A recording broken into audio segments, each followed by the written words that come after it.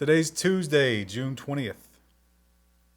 I'm really excited about X299. I can't wait to talk about it. Oh my god, this NDA. Woohoo! Drink your your orange soda and settle down. We have to do the news. This tastes funny.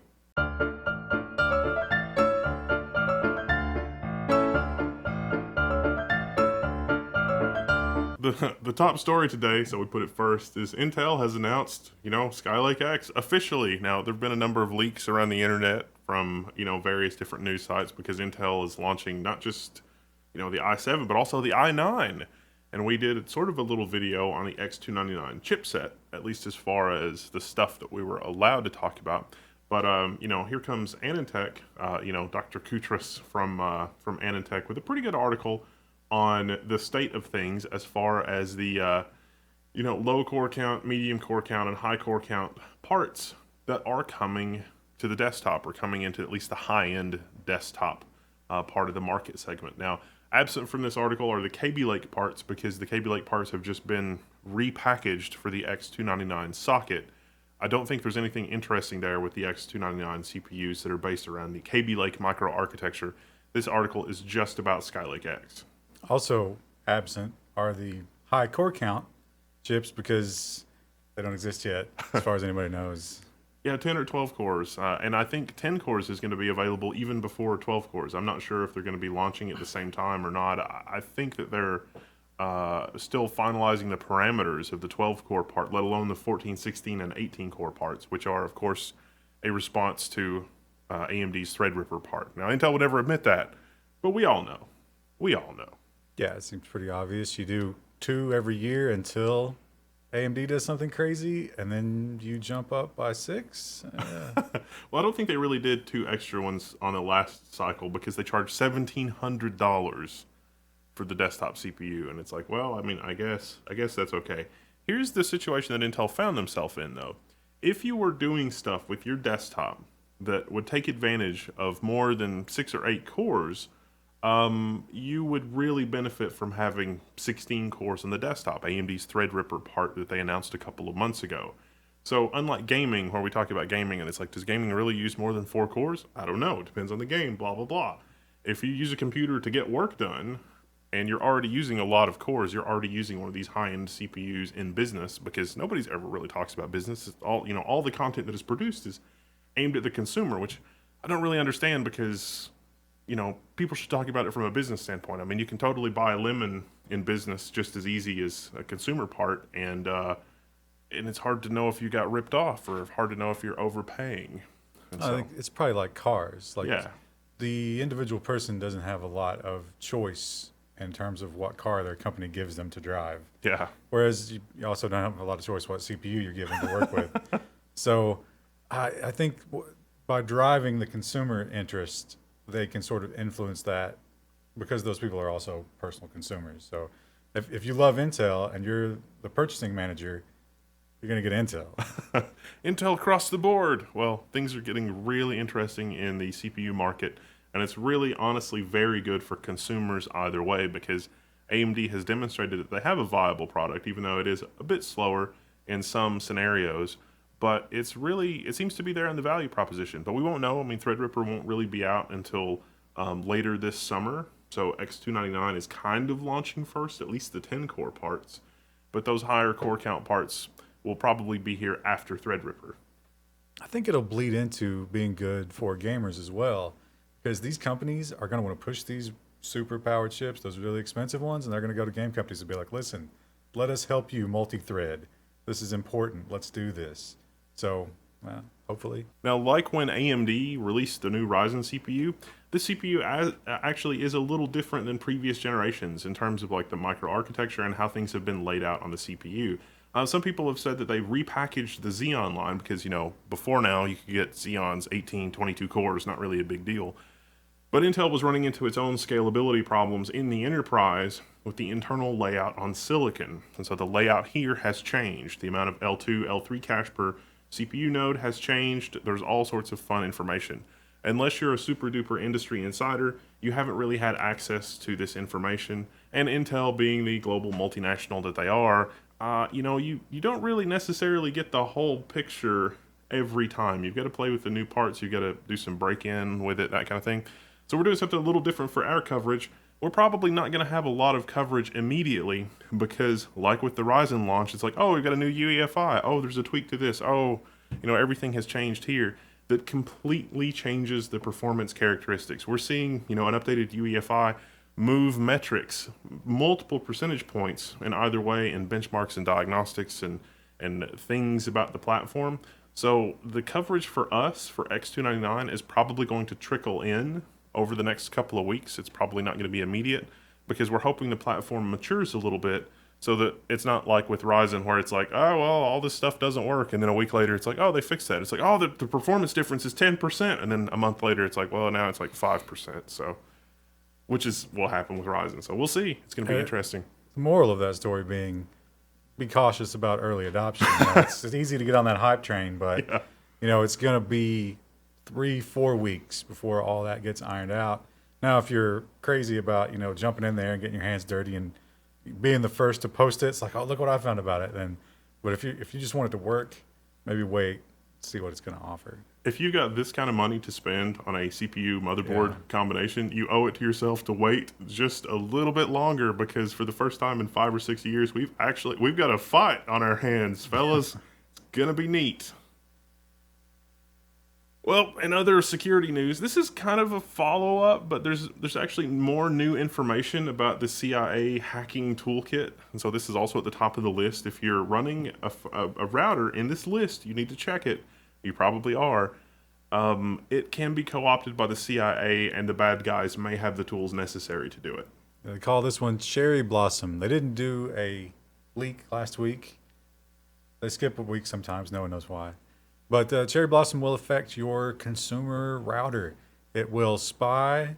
It will act as a vector for malware infestation, and it will redirect some of your traffic if it so sees fit to do so. So if you have a consumer router in that list, it's totally possible that someone is watching. It might not be the CIA either. This is not good. I mean, the CIA, of course, have had these tools. We talked about them co-opting televisions before. But now the tools for doing this to consumer-grade gear that is on the internet is probably out there. So you want to make sure that your firmware is fully up to date and your device is recent enough to have had a recent firmware update to hopefully patch these issues. Now, CIA or WikiLeaks did not release it. They only released the documents reporting about it.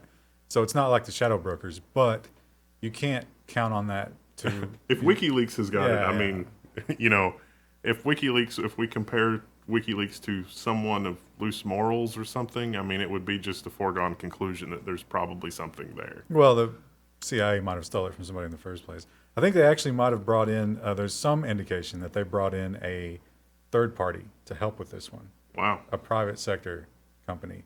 So I wonder how their stock's going to be impacted by that. Now, the severity of this vulnerability is probably as bad as the SMB v1 vulnerability that hit Windows. And the difference here is that Windows has got a really amazing command and control structure in place for updates. Microsoft can hit a button in Redmond and the updates will be deployed to all the Windows machines everywhere. This is a dozen plus manufacturers, potentially hundreds of devices. Those devices do not have an automatic update infrastructure. They do not have any kind of mechanism in place for dealing with this centrally. That is a huge problem.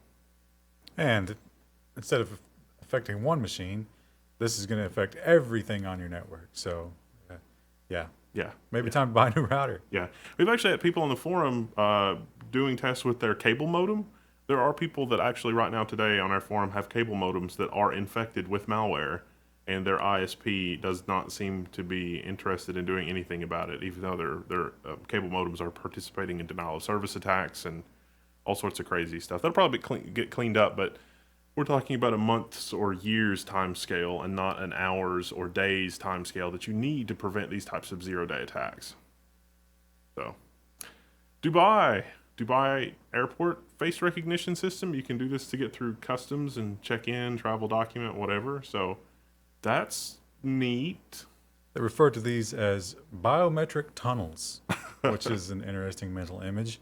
So a biometric tunnel, as you walk through it, will interface with your passport, and it will scan your face, and it will compare the two things, and it'll, make sure the chip on your passport's reporting certain things or whatever. It looks at you, and this bypasses the whole check-in process with a human being. So you just, as you're moving through the tunnel, you're being scanned. When you're out the other side, go on your way. I'm thinking of when I was reading the article and trying to imagine this in my head. The other place that I've seen this is like on cattle lines. So like they herd the cattle in, and if the cattle, something whatever, a gate opens and the cattle's herded a different way. So it's like, oh, they can't read your passports. It's like maybe you've got a foil lined thing, or your face doesn't match up, or maybe you lost some weight or something. So the biometric tunnel is getting some different biometric data than it should. And so you look and you hear the clank at the end of the tunnel, and then your heart starts racing, and then their little things go off because it's like, oh, that person's heart rate went up. Is that normal? Is this person a terrorist or whatever? And then you go a different way at the end of the tunnel. So not only is this Orwellian, obviously, but it completely replaces the human beings doing those jobs. So once again, robots taking jobs. This really hits a couple of different notes on the future dystopia scale. I wonder if it's going to be like in Papers, Please, where there still is a human element for, like, if you don't make it through the machine part of it, but it's the one person that eventually gets just completely overwhelmed and just can't do the job properly. It probably will be like the chute that you go down when you fail the biometric tunnel is going to be just cameras, and one person's monitoring 50 different cameras. Didn't we also see that in the Willy Wonka movie, the one with Gene Wilder? It's like the kids did something wrong and they went down a chute or something. I don't know. It'll be like that. I don't remember that one. The biggest threat to industrial control systems since Stuxnet. It's called the Industroyer. Industroyer. What a clever name. So if you don't remember Stuxnet was a type of malware that affected nuclear plants, and it was really insidious because it didn't stop the nuclear plants from working. It made them report that everything was okay, when in fact everything was not okay, which is pretty dangerous with a nuclear plant. Yeah, it was nuclear enrichment, and it was like everything is fine with the centrifuges, and meanwhile the centrifuges were destroying themselves. It was pretty amazing. Now it's not been confirmed, but recently we reported on in the Ukraine. It's not the Ukraine, it's just Ukraine, but I always say the Ukraine. So if you're from Ukraine, I'm sorry. The Mexico. They had a power outage that was caused by some sort of DDoS attack or whatever. They're saying that this was probably responsible, although it's not been confirmed. So the way these things work it's a malware, but because these systems were built a long time ago, they would whoever built these didn't know the internet was going to be a thing. So the instruction sets are out there in the public, and there's no authentication, no protection. It's just like, give me instructions, and I will make drastic changes to the power infrastructure. So once you get something like this in place, you can do whatever you want, and it's easy to sort of cascade in these commands that makes it harm itself. So what you're saying is I should not put technology from the previous, 5 decades on the internet because it was not designed for that? Yeah. Maybe the electrical infrastructure is not Internet of Things candidate. We need to turn this into a way that an average citizen can understand this. It's like, we're going to send a kitten to space with no spacesuit over and over again, hoping for a different result. And it's like, well, wait, a kitten into space? No, well, they'll freeze to death, and it'll be bad, and their eyes it'll just be like just a horrible, horrible thing. It's like, yes, a kitten was not designed to operate in space. In much the same way, these programmable logic controllers were not designed to operate on the internet. Just saying. But we could save a human a trip. It'll be so much more convenient if the kitten would repair the space station. Load up Fluffy into the space trebuchet. Oh, Facebook. So Facebook has this thing where they've got a content moderation squad, and they filter things that are probably bad, including terrorist material. Well, Facebook keeps an audit log of who removes what, and may have accidentally exposed those moderators to terrorists. Not may have. In fact. For sure they did. So when somebody, it's kind of like a shadow ban type of thing where they don't tell you, hey, we think you're a terrorist, you've been banned. They just shut it down. Well, they didn't realize that the act of shutting it down puts you in the feed of the terrorist that you've shut down. And the terrorist, of course, now the person you banned couldn't see it, but anybody still in the group could see that thing happen as an activity. And sure enough, the terrorists noticed, and some of these people are now in hiding and fearful for their lives. Yeah, Facebook was like, yeah, it for sure looks like these suspected terrorists access the individual profiles of these content moderators. So, whoops. Now, these are almost always people in the countries where these things are happening. You know, it's not somebody at the Facebook campus looking into this. It's like people that are there in the mix and maybe even known to these terrorists. So it's a huge danger, and Facebook is, kind of like not really making a statement about it. They're like, well, yeah, that was a bad thing, but they haven't said what they're going to do about it. I think the article actually mentions that some of the people exposed were actually members of a prominent European counterterrorism unit. So I don't know if that is law enforcement affiliated, but if there were people in law enforcement that were exposed as a result of this, there are going to be inquiries and meetings from now until next year, probably. Yeah, it's probably not going to be good for Facebook in Europe. They already don't tolerate them very well. Hard to feel bad for them, though. That is a really stupid error.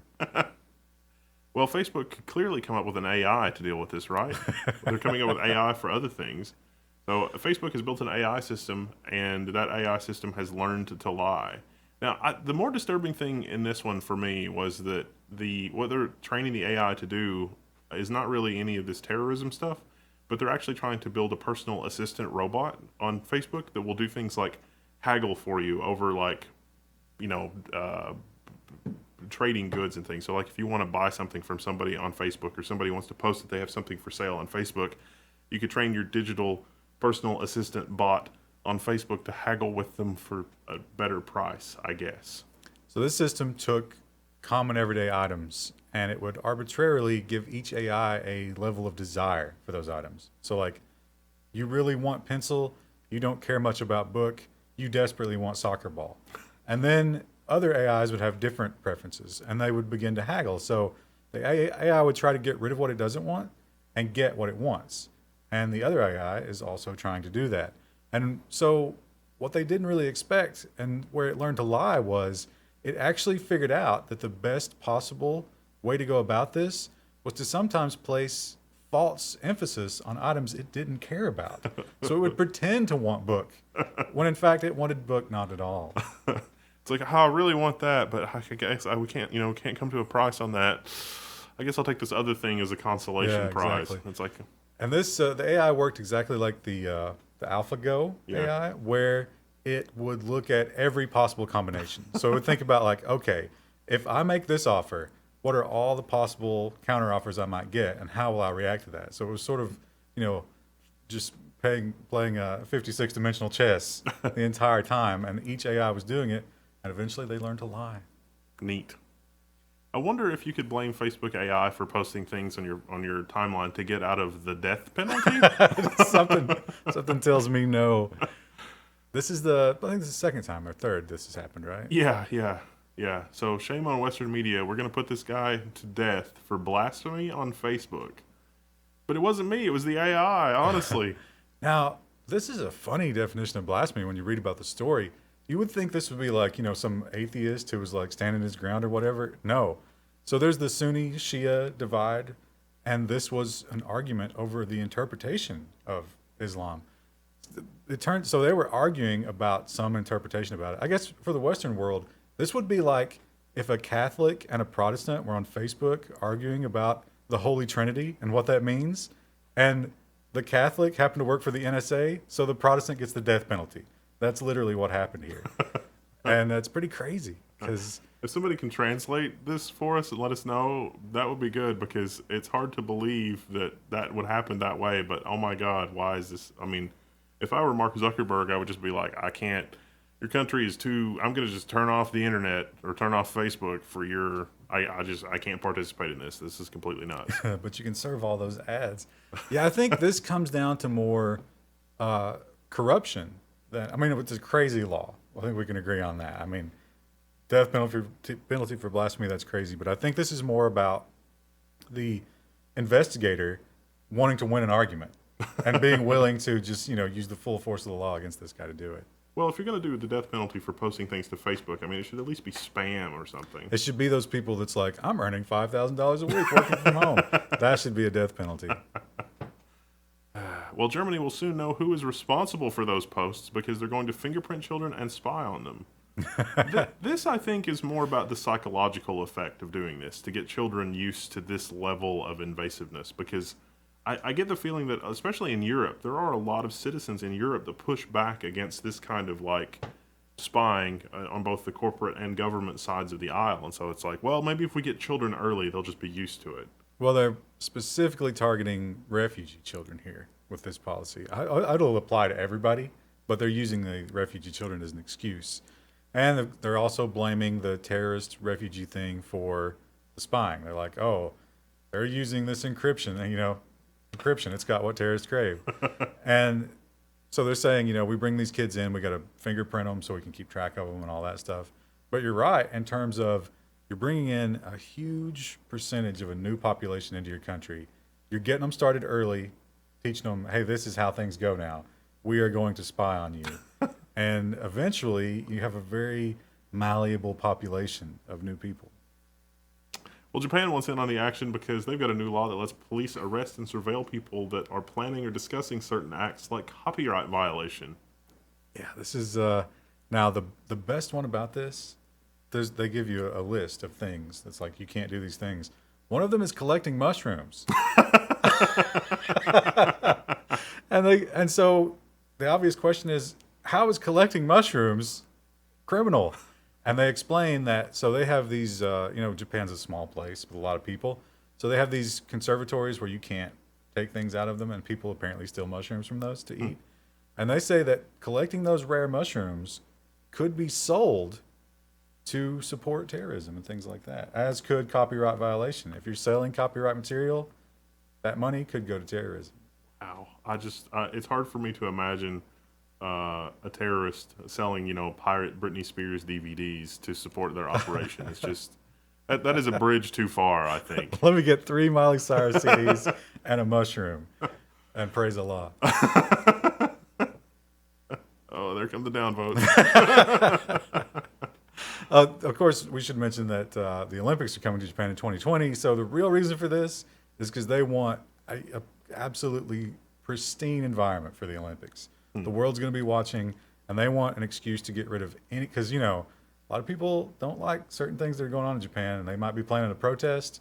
Well, if you even plan a protest, that's another one of these things. If you just talk about it, you are now, it's totally Potentially okay. subject to surveillance. Yeah, you can be watched, and you will be watched. I don't know. It's like, it's like, we're going to spy on you for wrong think. I don't know.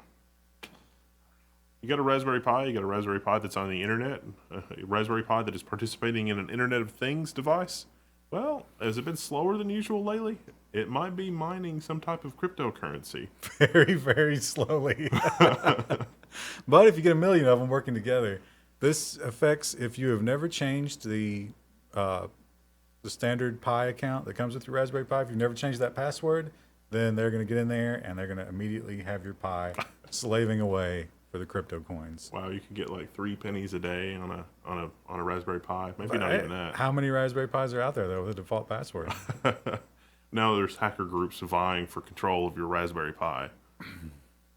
How long before hacker groups are vying for control of your thermostat and your baby monitor and your Samsung television? Samsung left millions vulnerable to hackers because it forgot to renew a domain. Now there's a doomsday scenario for you. Big company, their devices phone home. It's like that whole global update thing we were talking about before. And, they didn't renew a domain. Now hackers have control of that domain. Now hackers could actually roll out something to everything. It would be like Microsoft forgetting to renew a domain. And all of a sudden, all of the Windows computers on planet Earth that have automatic updates could get whatever arbitrary thing a hacker wants. Now, that didn't happen. Some enterprising individual spotted it and immediately bought the domain and let everybody know, and just sort of like, hey, look how stupid Samsung is. And he started logging how many phones were actually calling his new domain and asking for things, and it was quite a bit. This is an old Samsung phone from 2014, but it turns out people are still using them. And he claims that he could send out a lot of different things, that this software could do a lot of things to the phone. Samsung denies it. So, I don't know. He has offered to give it back to Samsung. I don't think he's asking for anything in return either. Well, no good deed goes unpunished because They'll probably sue him for it. yeah. Well, that guy that we talked about a couple of weeks ago that had the WannaCry ransomware, that he bought the domain, which was the kill switch for whatever. All of his computers have been seized by at least one, maybe two different law enforcement agencies, and it's just like, come on, guys, come on. It really is. How dare you be smarter than us? What were you thinking?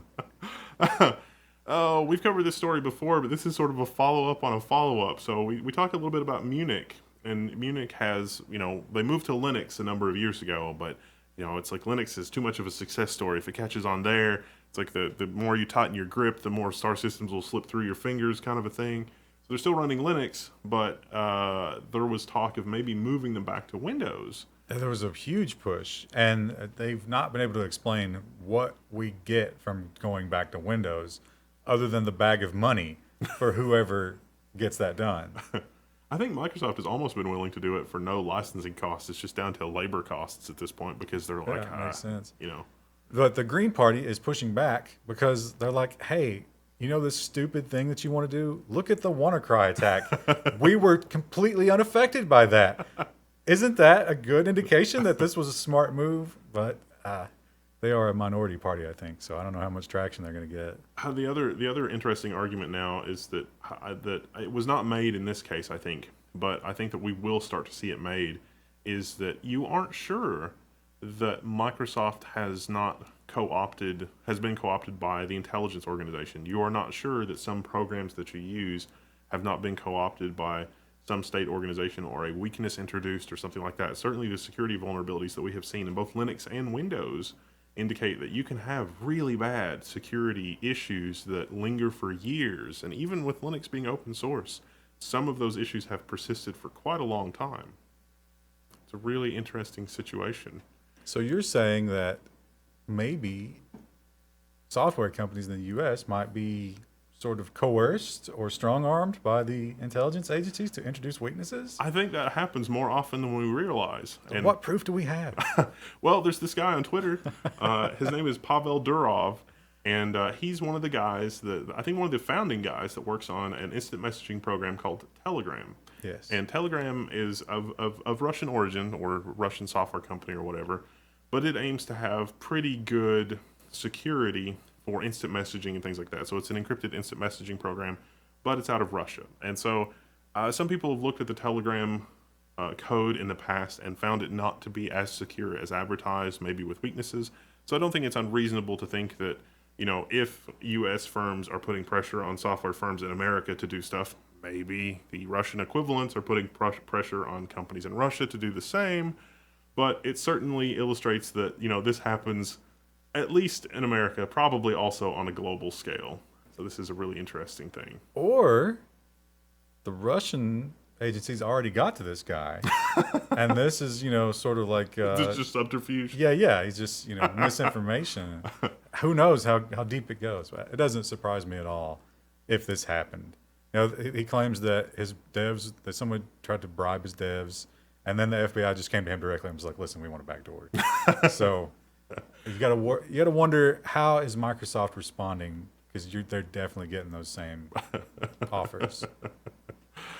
Oh dear. Even with open source, like it's like, oh, this is why we need open source. That's kind of turning out to be kind of a disingenuous argument. It will be a good argument in the future. But we've kind of had a wake-up call lately between the SSL library problems and SMBv1 and problems with NTP and problems with things that go back many years, if not dozens of years, indicate that you can have pervasive security issues that will compromise the entire machine, even in the open source arena. But I think now that we've had a wake-up call, I think that open source's track record is going to improve, and I see no indicator that things are going to improve in the commercial world, if other than lip service to have companies have a better shot at an international market. So like Cisco and Juniper are freaking out, not because they think backdoors are a bad thing, but because I think that they're worried about their market share. With open source, I think we see a lot of developers that are like, how can we architecturally engineer this so that it is impossible to obfuscate a security issue? Well, if you're a regular watcher of this news program, we've talked about Hee-sung before and his nephew. Hee-sung The being prodigal programmer that does all the things. right. Hee-sung being the Chinese entrepreneur who sells these horrible Internet of Things devices, and Hee-sung being his nephew who has no training in computer science, but is working very cheaply. Well, it looks like Hee-sung might be out of a job. Oh, there's we talked about Mirai, and we talked about the Mirai-infected webcams. That was a botnet, and so all these webcams that have been taken over and used for bad things. Now, these webcams actually had quite a bit of computational horsepower because they were designed to deal with video. So if you turn that toward denial of service or cryptocurrency, these are actually pretty viable devices for doing stuff with that. So now, one of the leading Chinese companies that was doing this is actually working with a third-party security company to try to tighten things up a bit. This is great. Yeah, I think, though, just like you were talking about with the closed source companies, this is total knee jerk. This is like, oh God, orders are down 75%. What? Get the nephew out of here. We must do something to fix this. We're going to have to adopt a real software development methodology. Yeah. What is this blasphemy? I don't know. So. But it's probably good news. At least this is, we talk about a free market. This is what happens with a free market. When you do something really stupid, you will be punished by the market, and it's okay. You don't need the government to come in and be like, give us a backdoor. We must control it all. No. Just crappy products will not get purchased if you let the free market work. Pretty much, yeah. But, the NSA has linked WannaCry to North Korea, so that's a thing. Now, we must think back to one of the past CIA leaks where they had software specifically designed to make it look like malware came from a specific country. And now we have the NSA saying, for sure this was North Korea. Had to be. Couldn't have been anybody else.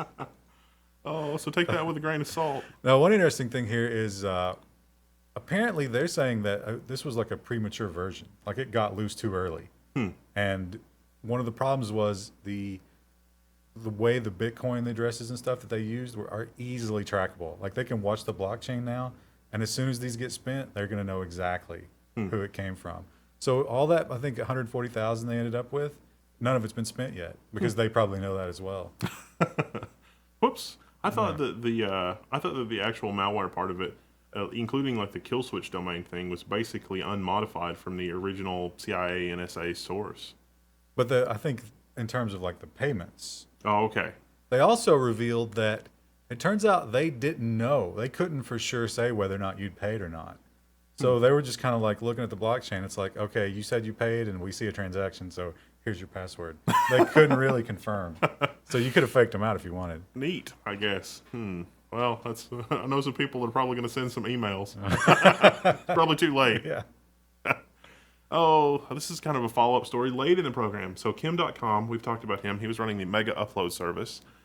He had his company paid another company to do hosting, web hosting. And that company had some of its servers located in Virginia. And so, of course, that gives the U.S. jurisdiction because that's totally not sarcastic at all. And so they seized all the servers, and they also seized Kim.com's assets because people were uploading copyrighted material to his file sharing service. And, the service may have been designed to monetarily incentivize popular files on the service regardless of whether or not they were copyrighted. They may have taken a laissez-faire attitude toward trying to police whether or not people were uploading copyrighted files. And so all of this, the U.S. government says, is evidence of a criminal wrongdoing and gross criminal conduct and blah, blah, blah. So he's never set foot in the U.S. He's never technically had an operation in the U.S. He's never really participated in U.S. business directly.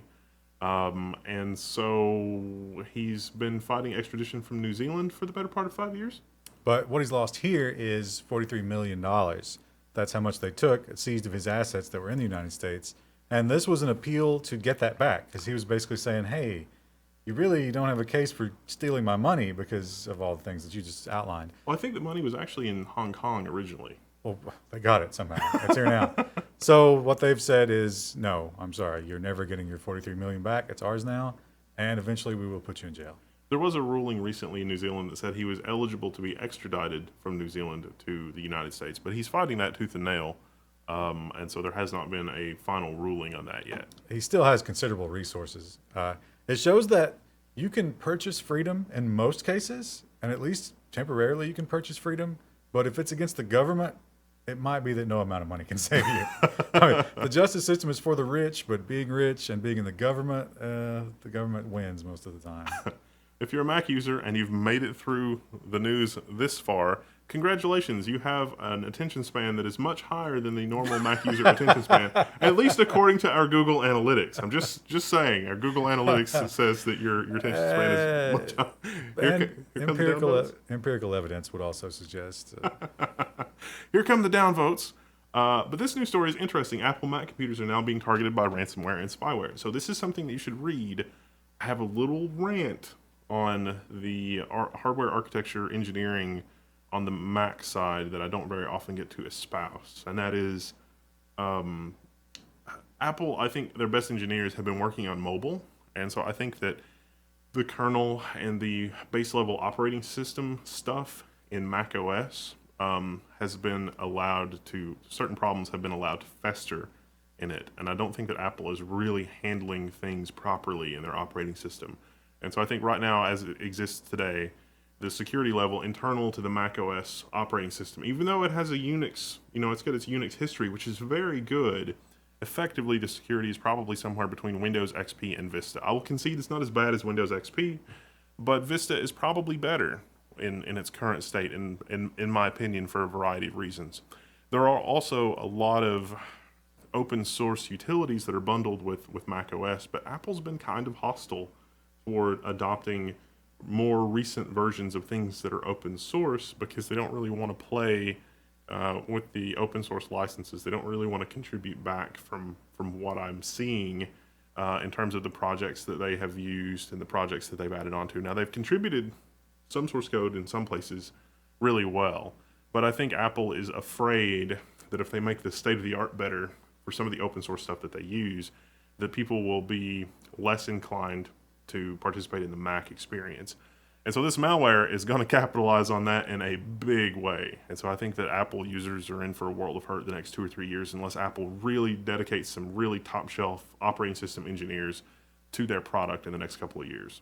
Now, this malware is for sale on the darknet, and it's really primitive versions of the WannaCry type experience and another spyware type of thing, but really primitive. Clearly, somebody got it and just did the base level that it requires to convert it to Mac and put it up for sale.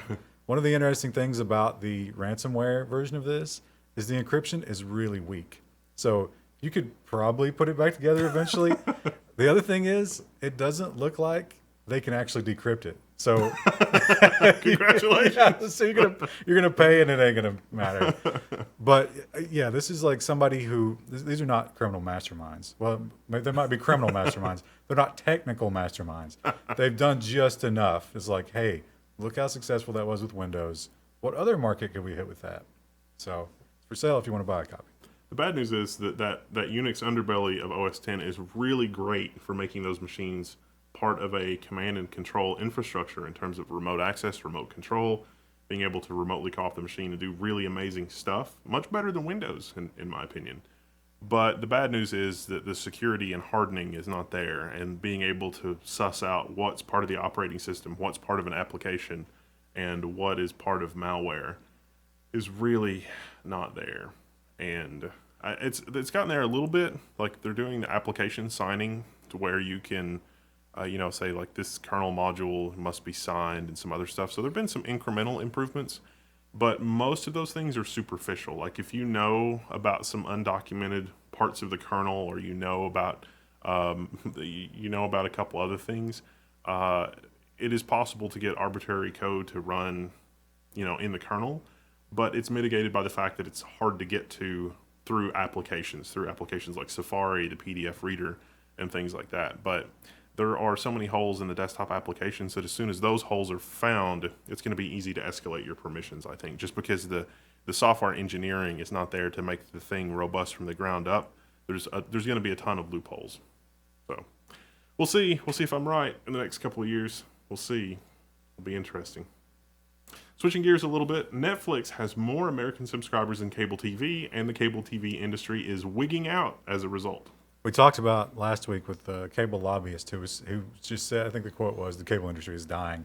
I imagine he saw this data before we did and wanted to get out in front of it. So it's like, let me try to spin this. I don't know how you spin it, but yes, discounting things like the sling boxes and satellite TVs, there are more Netflix subscribers in America than there are, I think that's entire North America, not just the U.S., than there are subscriptions to cable television. It's amazing. Well, cable TV is like, I don't know. If cable internet, let's say, is $50 to $100 a month. Cable TV is $50 to $100 a month. Netflix is like $13.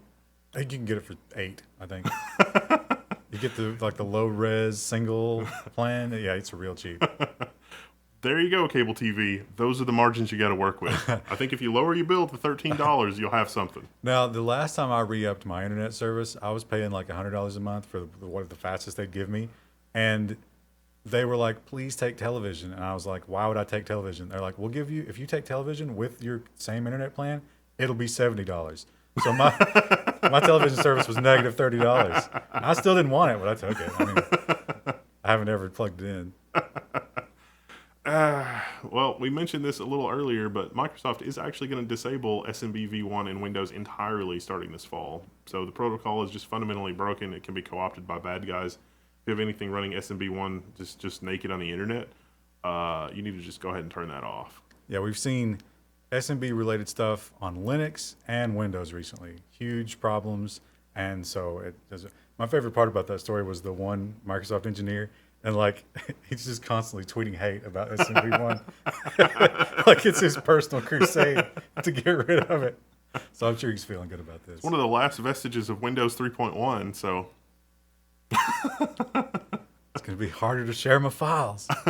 In Microsoft's unstoppable quest to become more like Apple, they've also adopted Apple's device building protocols. So there's the new Surface laptop, but iFixit gave it a 0 out of 10. But if you read the thing, they're like, if we could have given it a -1 out of 10, we would have. There are no screws. No screws. It is a plastic solder that holds the whole thing together. You must literally snap it in half. And once you get inside, more plastic solder and glue. You can't change anything. Can't change the RAM. Can't change the hard drive. Nothing. Nothing in this thing is upgradable or repairable. It's literally basically just sealed shut. Plastic soldering. That is insane. Why would you do that? Why would you do that? That doesn't... Because you don't want somebody to upgrade it. You want them to buy another one in 2 years. I'd also like to point out that the i5 with 128 gigs of storage and 4 gigs of RAM is over $1,000. That is not a good deal. That is a terrible deal. That is an extremely, extremely terrible deal. That's crazy. Like, we're not going to give you any storage and forget about upgrading it.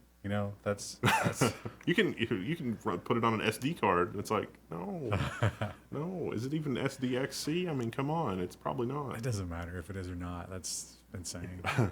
I'm gonna put a page file on an SD card because maybe that'll be faster. I don't.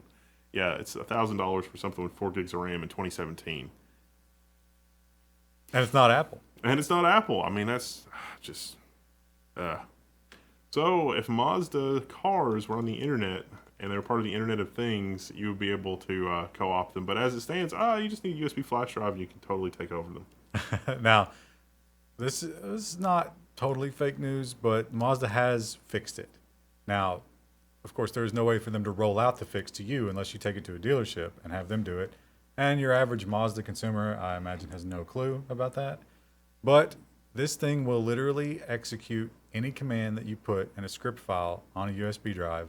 There is no button push. There is no click. You start the car. You plug it in. It will run whatever you put on there. And now, the car must be running or in service mode. I'm not sure how you put it in service mode. I imagine it's like an ignition thing. So you do have to have the key. You can't steal a car with this, as far as they know. But you can do a lot of other cool things with it. And actually, on the Mazda forums, if you own a Mazda, they've been doing some fun stuff with it to customize their cars. So maybe you can add some features. If the hole is that large, I guarantee that there are other holes elsewhere. It's just a matter of digging and finding them. Because, good Lord, that is insane. Yeah, I bet that all these cars, the first time, well, we've already got cars on the internet. Is Tesla, are they on the internet? Yep. So the other car companies are not going to think like, how should we harden our cars before we go on the internet? They're going to think, oh my God, we have to be on the internet right now. Call He Sung. I hear he's got a script. He's out of work. He's looking for a job. But Toyota's going to hire him tomorrow. It's gonna be, and then you're gonna. It's like it's like local 13-year-old boy bricks all Toyota Priuses in North America. Those are the headlines of tomorrow. This is the direction that we're headed. It would be cool if you could send a firmware update to the Roomba for your garden and make it, start pulling up your azaleas, I guess. I don't know. So this is the guy that I don't know if he was solely responsible for the Roomba, but he worked for the iRobot company, and he claims he invented it. He's come up with this weeding robot. Now, he's invented a couple of robots on his own. He left iRobot. He's got Franklin Robotics. His name's something Franklin. Not so successful. And when I read into this, I thought, wow, weeding robot. So it's going to have like advanced cameras and weed recognition technology? No. It's got a little like inch-high bumper. If the inch-high bumper can go over a plant, it plucks it. If the plant is higher than an inch, it runs into it and redirects itself, just like the Roomba with the. So you have to take your saplings and seedlings and put them in these little mesh cages so that the weed robot does not pluck them out. That doesn't sound very good to me. I don't think that's a good robot. Well, they had to do it cheaply because otherwise, the robot with the advanced vision system is probably also going to have like an NVIDIA 1080 Ti on board to be able to do the type of image recognition that we're talking about. And it has to operate outdoors. The cool thing about the one nice thing is it's solar powered and it can just live outdoors. So you don't have to like bring it in at night. I think we just figured out why the Vega is called the Frontier Edition. It's going to be part of outdoor robots. Going to put it in those Boston Dynamic dog robots. They're putting one in a Boston Dynamics robot, and it's going to be the first robot to scale Mount Everest. That's why they're calling it the Frontier Edition. You heard it here first. It's going to scale Mount Everest, and that's going to be like a Tomb Raider promotion. Because it's going to be able to play Tomb Raider when it gets to the top. I think even in the really crappy Tomb Raider movie from like the 2000s with Angelina Jolie, they had a big dog style robot, but they were just using it for combat training, and it was like that's the dumbest thing in the world. You should totally send that robot in for all these booby trapped. You imagine that the big dog style robot is like, in a trap system in like Indiana Jones and the Holy Grail, and it's like, they're going through the thing that chops off your head, and it's like, the thing that's designed for flesh and bone encounters, steel and wires, and it's like, okay, let's just move on to the next thing. It wouldn't really be a big deal. So I can see another headline coming up. Sherpa communities are going to collapse because robots are going to take their jobs. We need to call this guy that did the weeding robot and get him on the Mount Everest scaling Vega, the iSherpa? Either the iSherpa or the archaeological robot where you can send them into like the booby-trapped tombs to find things. I guess booby-trapped tombs are probably in short supply, though. But it's a huge return on investment if you can find treasure. So... Amazon has been granted a patent that prevents in-store shoppers from online price checking? This is irony of the week, I believe we would call that. Because, of course, it's very common when you go to a store such as Best Buy and see a thing that you like to hop on Amazon and check the price. Well, Amazon doesn't want you to do that in their stores? I think that I wouldn't be surprised if Amazon uses this defensively because in Best Buy, for example, I'm not sure if they still have it, but there were some people that sued them about this. If you got on Best Buy's in-store Wi-Fi and went to the Best Buy website, you were not actually going to the Best Buy website on the public internet. You were going on another Best Buy website that looked and acted like the Best Buy website on the public internet, except that it never had any sales or discounts or coupons or anything like that. So if you were at home and you're like, oh, that thing that I've been wanting is on sale, and you went to the store and it was not on sale, and you looked it up on your phone and you happened to be on the Wi-Fi, it would be like, this device is not on sale. And then you start to have, an existential crisis, and it's like, I don't know. And there was a movie made about this, and there's a term called gaslighting. So it's like Best Buy was totally gaslighting you, and then you get back home, and it's like, wait, it is on sale. I don't know. Oh, the Wi-Fi, they got me. Oh. So this is like that, maybe. Maybe they'll use it defensively. So moral of the story is don't ever get on free Wi-Fi when you're shopping. Use your data plan, and you're probably going to save money even if you use a lot of data. Now, depending on when they filed, Best Buy may have actually beaten them to the punch on this because Best Buy was doing that a long time ago. There's also the whole, we didn't cover it, but Amazon, of course, bought Whole Foods. And it seems like the reason they bought Whole Foods is not because they care about Whole Foods, but because they want stores and upscale communities across the country. And if they're looking at opening up brick and mortar, this might be something they use there. It's going to be an interesting couple of years. I'm sure we'll report on that again soon. Tesla, the Model X is the first SUV ever to achieve a 5-star crash rating in every category. I love this. I love this because a lot of the time people from the old auto industry are like, Tesla, but it's actually one of the safest vehicles on the road. I don't love this because I hate SUVs. SUV drivers are terrible people, and this is just going to make them more confident to be terrors on the road because it's like, oh, I have a literal tank. Now, it's important to note that other SUVs have done pretty good at like the roll cages and the impacts and stuff like that. But the thing about an SUV is it's a big piece of shit on wheels and it rolls over if you take a turn. But this thing has a giant piece of lead under it. So it doesn't roll over no matter what you do. So that's why it's lead and lithium. Thank you very much. So yeah, it's you can power slide one of these things. And that's the reason it gets the super rating, but it really is the best ever. It's impossible to see over, around, or through them. So in tight traffic, it is also difficult in that regard. So, it's not that you hate people that drive SUVs. You hate the downvotes. Welcome, downvotes. Take a number, please. Thank you. I like when we talk about products that are silly. So here's a product that was kind of silly. It's like a Hello sleep tracker. This was a Kickstarter and also a product. And they got $2.4 million and another $40.5 million in venture capital and failed. Going away. The servers, unless they get acquired by a third party who's going to have to try to make money somehow, are going to be gone. How did they spend this much money on a sleep tracker? You gotta wonder about it. If I were running everything on Amazon the most inefficient way possible, it's hard for me to imagine an AWS bill that would exceed this, that would support their entire customer base. Now, if you bought it at a retailer, they're telling you, go get your money back. But if you bought it from them, they're telling you, sorry, we can't give your money back. Wow. So if you Kickstarted this thing, you lost everything. Your product is useless. And this goes in the file of beware of Kickstarters. And also Internet of Things devices, because they could have totally done this as a standalone app, and maybe it wouldn't have been as terrible. And they probably have enough of that 40 million left to just go and say, like, okay, fine, store this on your local network. Here's a patch. But of course, they're not going to do that. Even if they invested the money, like, okay, let's say $42 million. Let's say they put $2.5–3 million toward product development, software engineering, and that kind of thing. They could literally invest the rest of it, and just off the interest of the $40 million, pay a staff sufficient to maintain that product, even if they had 2 or 3 million users. I don't think that's how they did it. I think they probably got a company yacht, company plane, just had a bunch of dinners. I mean, it wouldn't have been lavish. There would definitely be some engineers in Bangalore, and, it would not be everybody with an Aeron chair or anything like that. But you totally could run a company to satisfy that customer base off of the interest from that kind of money alone. It's important to note that the guy who did this was 22 years old. He did not have a formal education. He skipped college to do this because he got like a personal grant from somebody in America. So, yes, you might have a really good idea. It's debatable whether or not this was a really good idea. I think other people have done it better. But when you get a ton of money like that, it's often very difficult for someone inexperienced to understand how to handle that.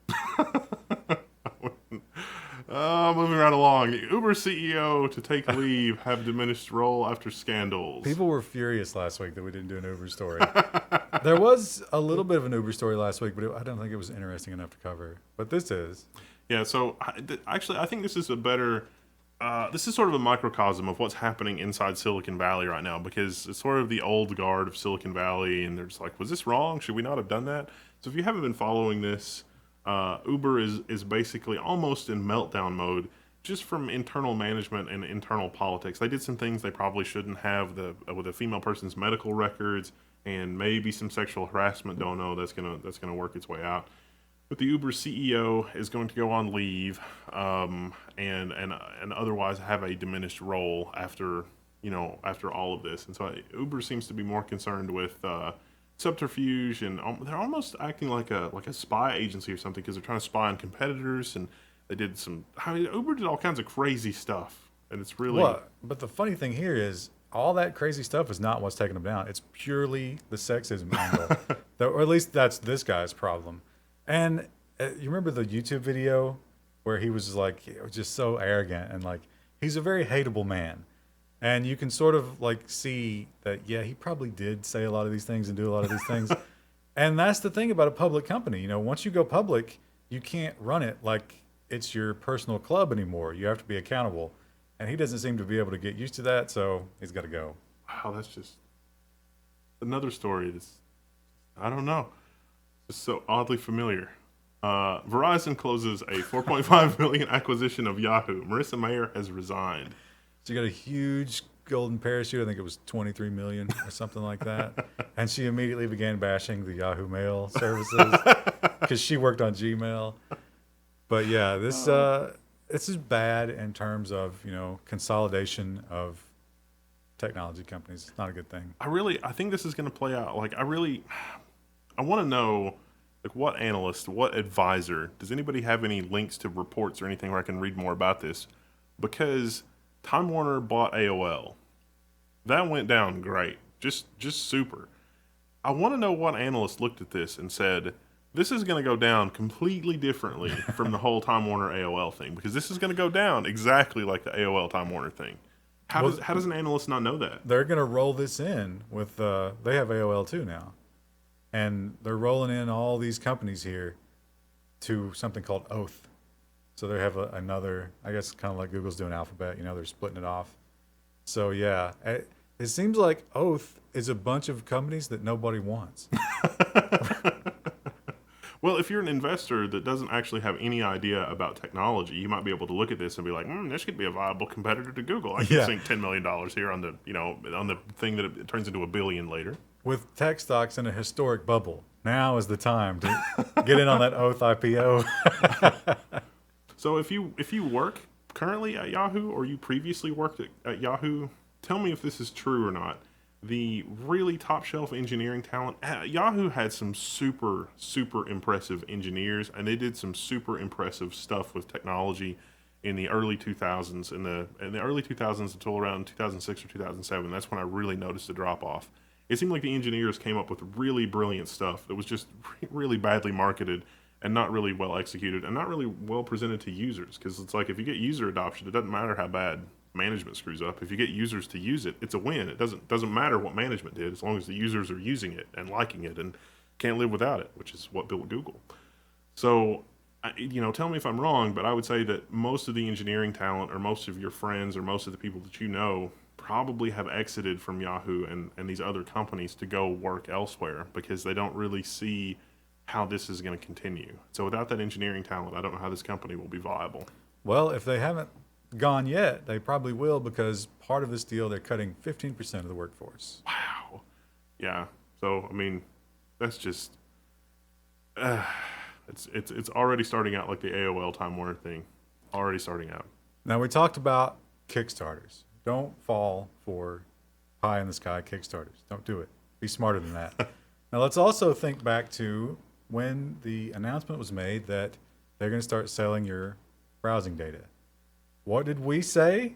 We said, don't give anybody money for this. This is stupid. They can't. They're going to buy. They said, hey, here's a GoFundMe page. I want to buy Congress's records. Well, we gotta do a better explanation of that. It is there was so in America, the FCC had sort of changed hands for somebody that has a different political ideology than the previous guy.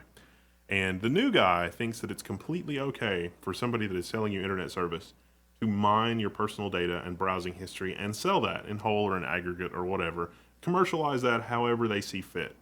And because of that, companies were like, yeah, we're going to do some really amazing stuff with that. It's going to be great. And so other people stood up and said, wait, you're going to sell my browsing history? That's not cool. I need a VPN or whatever. Other people said, wait, why don't we try to buy Congress's browsing history? Because, of course, Verizon or Comcast or AT&T or whoever is going to totally sell that browsing history to you to the highest bidder. No, the Comcast system has special stuff. It's like, this person is an important person, treat them better. That's an actual field in their system. So yeah, that we were like, there's no way that's going to happen. And that did happen. There were GoFundMe's and other initiatives where people did send money. If you're one of those people, Dumbest thing ever. feel sorry for you.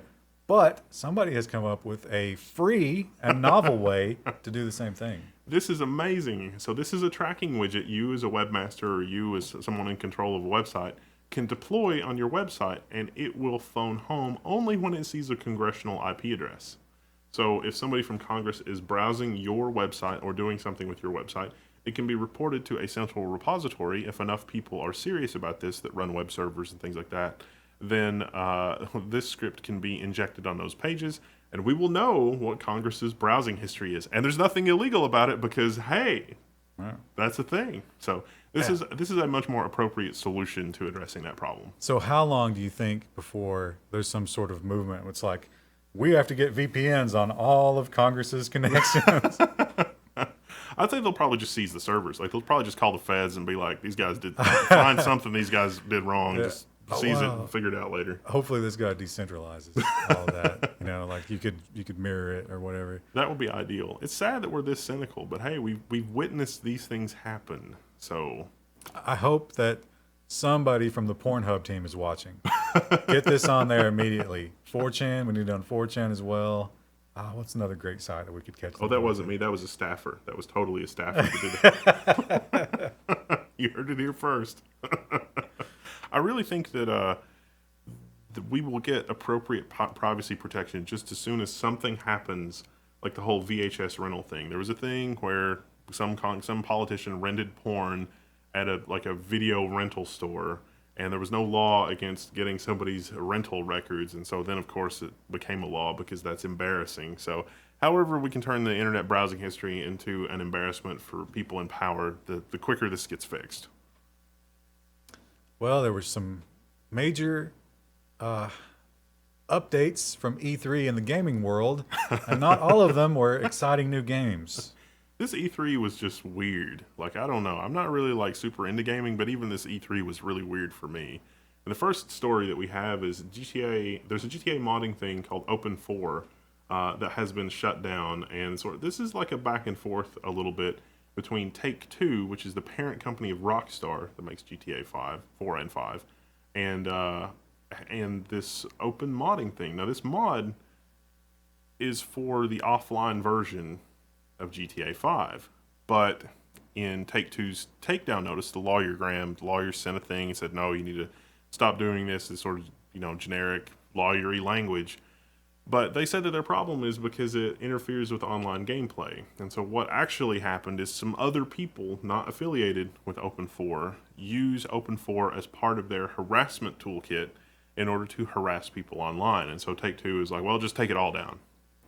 And the real irony here is part of, at least I would say maybe 5 to 10% of the success of GTA when it first came out were all these incredible animated GIFs that showed up on Imgur and Reddit of like the dog and the flying motorcycle, and they had the Iron Man mod. They had all these really cool things. The Knight Rider mod. Yeah, people were doing really cool things with this.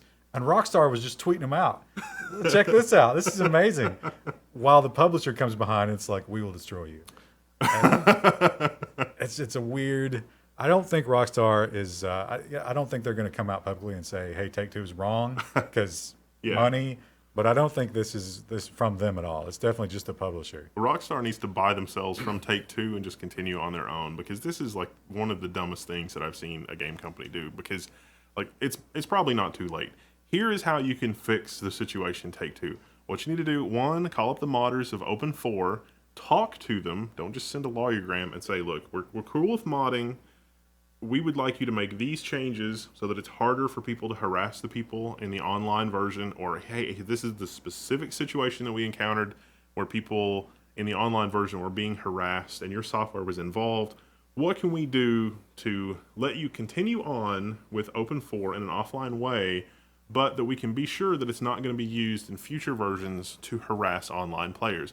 Oh, and because we're such stupid people for having done what we did. Here's $10,000 US for you to employ developer time to do this, which is a pittance for a company like that. Well, they mentioned the stat. So when that game came out, what, like 2015? Yeah.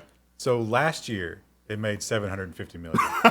Last year. I'm just telling you, this is the formula for fixing it. If Take-Two were serious about fixing this, they could do that. And then maybe, and so like people have gone crazy on Steam. It's got an overwhelmingly negative rating now. And there's a boycott. So if you want to participate, stop playing GTA right now, because I don't understand why everybody always has such a hard time coming up with a reasonable solution to their problems. They always just go nuclear, go off the deep end, lose their damn mind, and then blame the victim. I mean, that's just what always, it's crazy. Also, we played a fair amount of GTA on the Twitch stream.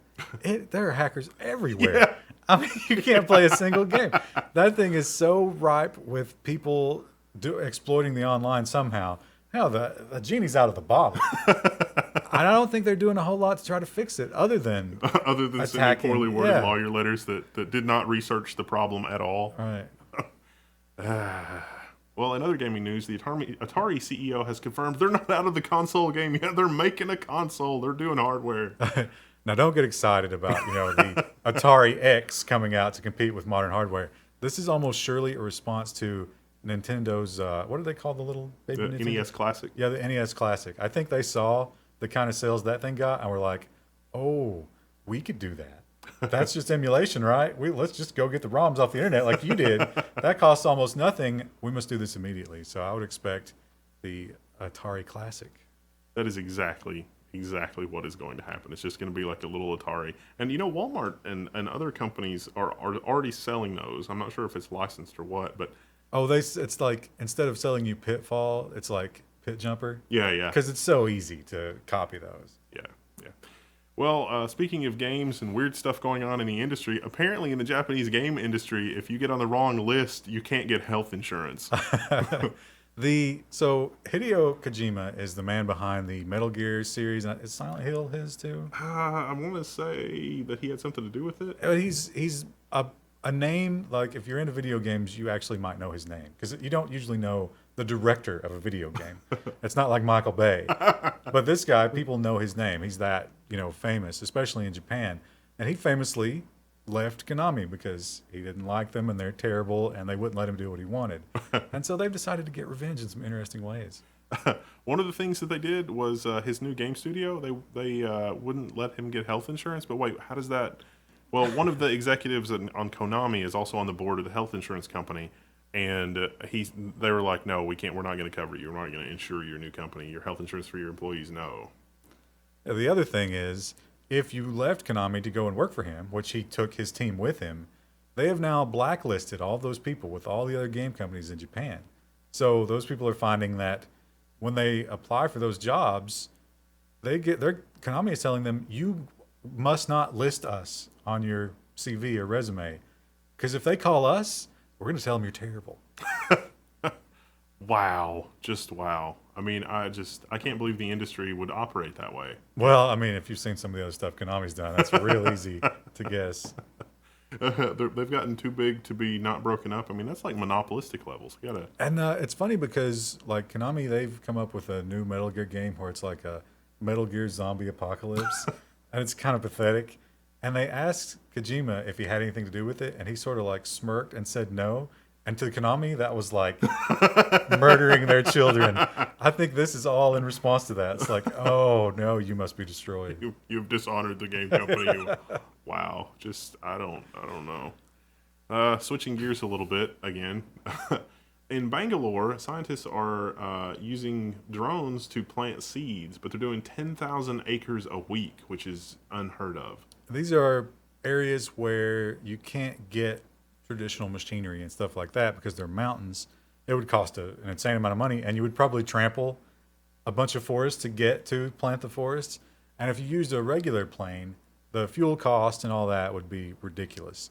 So they're looking at drones, and it turns out drones are pretty good at dropping seeds. And pretty effective.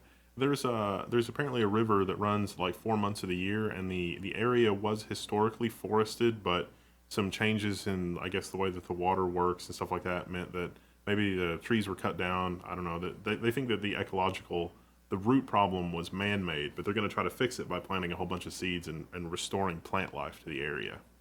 And interestingly, when they drop these seeds, they don't just drop a seed. They drop a seed packed in manure, packed in dirt. So it's like a ready-made seed bomb. Now, unfortunately, they haven't gotten a system to drop these like intermittently because they just dump them. But they're working on new technology. They're trying to get investors to, drop them over a certain area slowly or whatever. But if you can reforest the place with drones, it's probably pretty cheap. I mean, 10,000 a week, 10,000 acres a week is nothing to sneeze at. Yeah, and the seeds are probably cheap, and that's a pretty cool thing. I wonder if, like, what other place? Do we have any place in America we could reforest with that kind of technology? Maybe somewhere out west, but I'm drawing a blank. I don't know.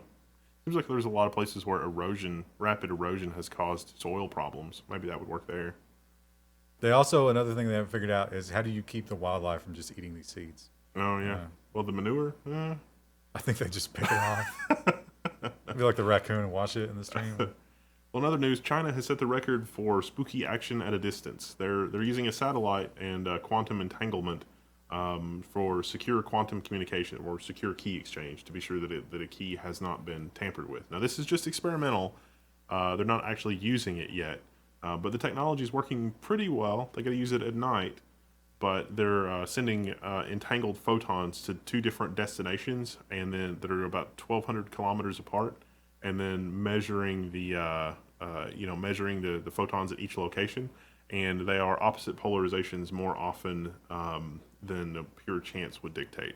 So that suggests that entanglement is at work. And the problem is, I think the 6 in a million actually made it. It was like 600 out of 1 billion photons that were sent. Yeah, so it's not great. But the cool thing that could come from this is that this could be used as a key, and because of the nature of the quantum thing, if someone ever looks at the key, then they know immediately because someone looked at it. Observation is what reveals it. It's an amazing thing. Now, there's a reflector on the moon that was put there by the people that landed on the moon that you can shoot a laser at just the right place on the moon, and if you've got a reflector set up, you can actually detect some of your photons coming back from the moon to your detector. I wonder if somebody could do that to outdo them on the distance record. That would be a lot of fun. Takes a really powerful laser to do that, though. It's probably pretty expensive. But I want to do it. I want the record. I want it. That can be our new Patreon goal. The cool thing about this is this sort of thing doesn't travel very well in the atmosphere because it breaks down, but in space it does. So if they could figure this out, we would have super, super secure space-based satellite internet. Space-based photonic, communication. We need to be able to do it though with not geosynchronous satellites because they're too far away. We need low Earth orbit satellites, which is sort of a mesh technology. And I think a point-to-point situation like with a laser is probably not going to be ideal with the satellites that close because I'm not willing to tolerate geosynchronous orbit levels of latency. Get to play StarCraft with photons. Playing StarCraft with 1 second of latency, that would be completely, that would be bad. I would be real upset. I don't think I would like that. And you've come to the end of another episode of the news. Oh, this one ran a little long.